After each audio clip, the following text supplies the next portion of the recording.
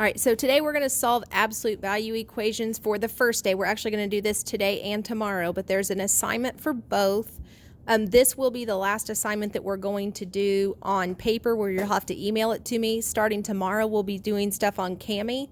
So make sure if you have questions about that, getting that to upload, just to send me an email and I can walk you guys through that.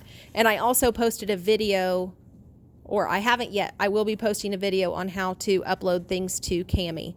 So whenever we're talking about an absolute value, it's the number's distance away from zero on the number line. So if I tell you that I want to find an absolute value where the distance is 3, there's actually two numbers that fit that description. So when you think about 0 on the number line, the first thing that you can think about, 3, positive 3 is a distance of 3 from the number from 0 on the number line, but so is negative 3.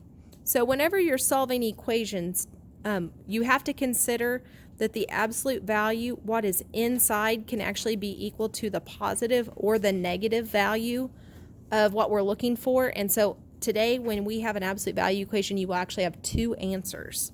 So the first one I want to do is this: x plus 3 equals 8. So we're talking about the absolute value. So whatever is inside, that can actually be 8 or it can be negative 8. So we're actually going to set up two equations. So we're going to have x plus 3 equals positive 8, and then on the other side, x plus 3 equals negative 8. One thing that you will learn is whatever is inside of the absolute value here never ever gets changed. It stays the same. And then you just solve them separately. So here we'll subtract our 3 from both sides and get x equals 5. And then on the other side, we'll subtract 3, and then we'll get a value of negative 11. So whenever you can check these by plugging them back in. So like if we plug in this, 5 plus 3 would be 8, which the absolute value of that would be 8.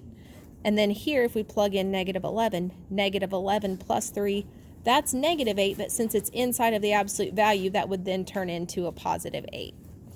And so we'll do a couple more examples like that, and then I will let you guys work. And remember, at any point in time, feel like you can hit pause.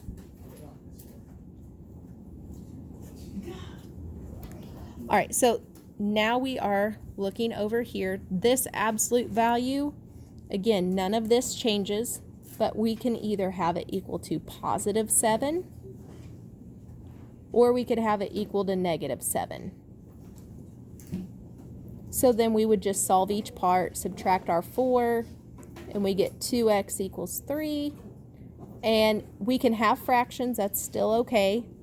Just leave it as 3 over 2.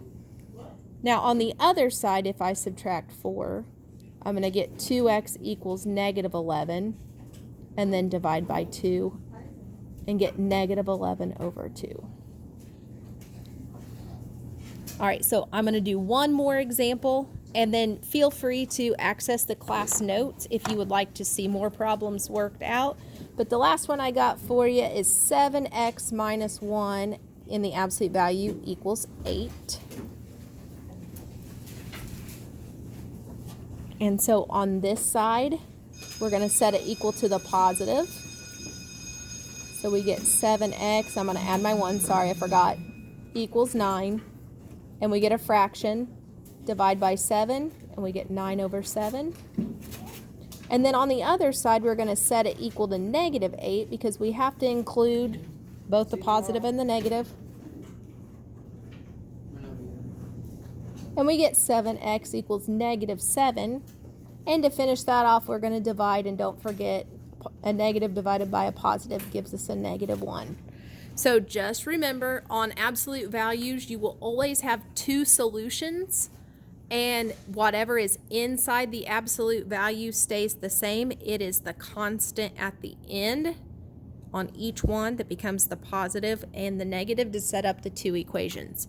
Again, I hope this helps, and I hope you guys have a great day, and come back tomorrow for the second part of this lesson.